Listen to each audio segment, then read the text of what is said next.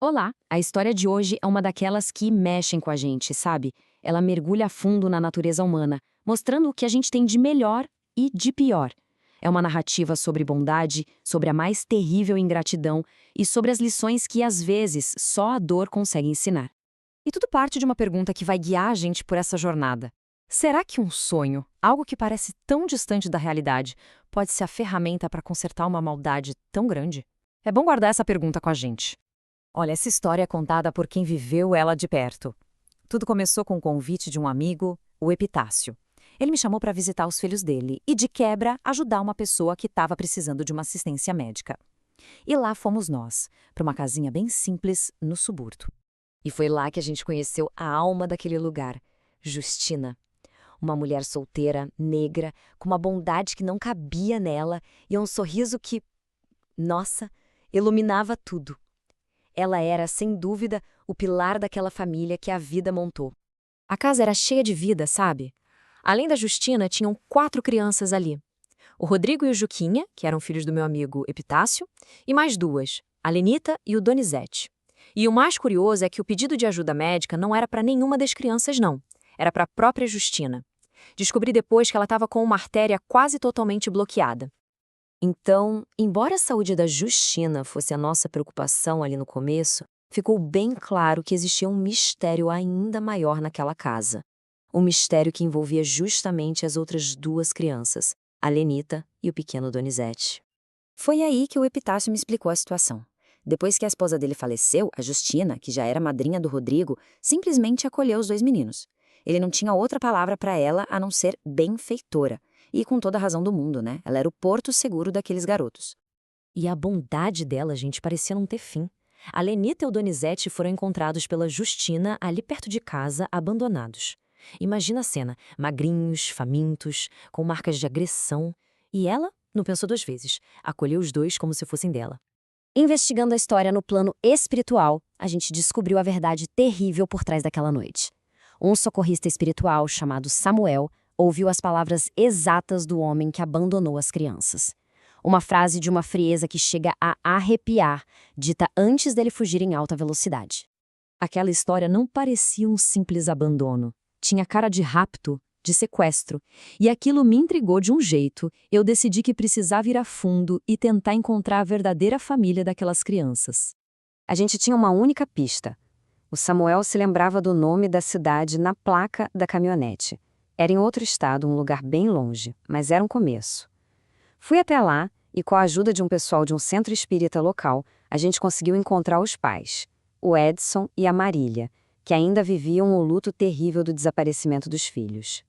Tá, e agora? Como conectar essas 2 famílias sem uma prova física? A solução foi um plano totalmente espiritual. A gente ia promover encontros durante o sono, no plano astral. Unir o espírito da Lenita ao dos pais, noite após noite, para essa memória se fixar. E por fim a gente ia intuir a mãe a fazer a pergunta decisiva.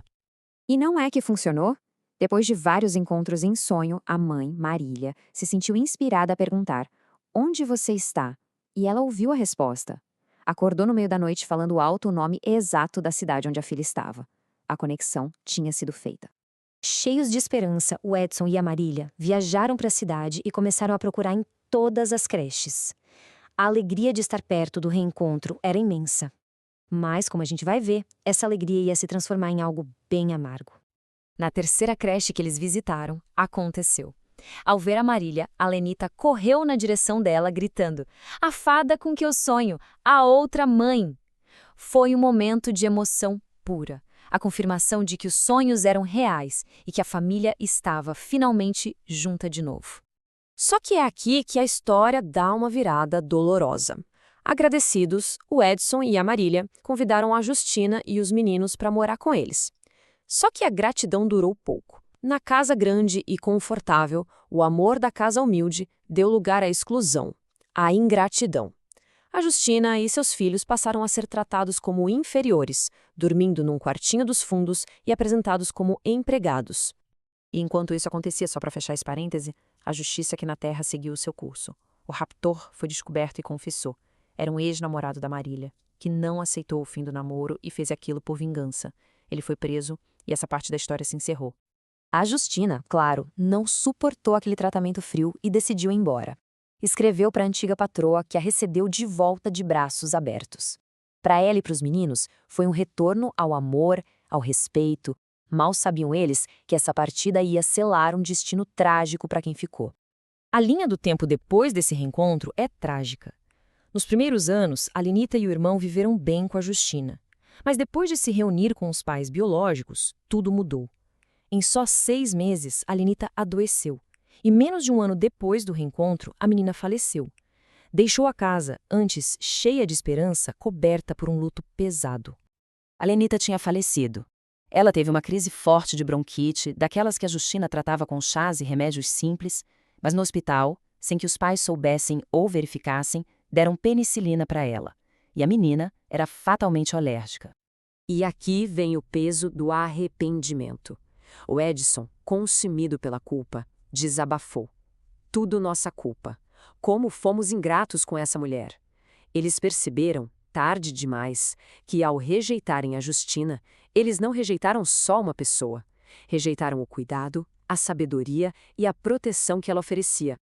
O casal aprendeu da forma mais dura que existe. A ingratidão e o orgulho não apenas afastaram uma benfeitora, mas de certa forma criaram as condições para a perda da própria filha. Uma lição amarga, paga com a maior das dores. E num último ato, talvez de consideração, eles decidiram nunca contar para Justina sobre a morte da Lenita. Nas cartas, continuaram dizendo que as crianças estavam bem, para poupar a mulher que tanto amou a menina de uma dor que eles mesmos causaram. E isso nos leva de volta à reflexão final. A história da Justina, do Edson e da Marília deixa pra gente uma pergunta poderosa. No fim das contas, de que forma a ingratidão fere mais profundamente aquele que a pratica? Uma questão pra gente pensar sobre as consequências dos nossos próprios atos.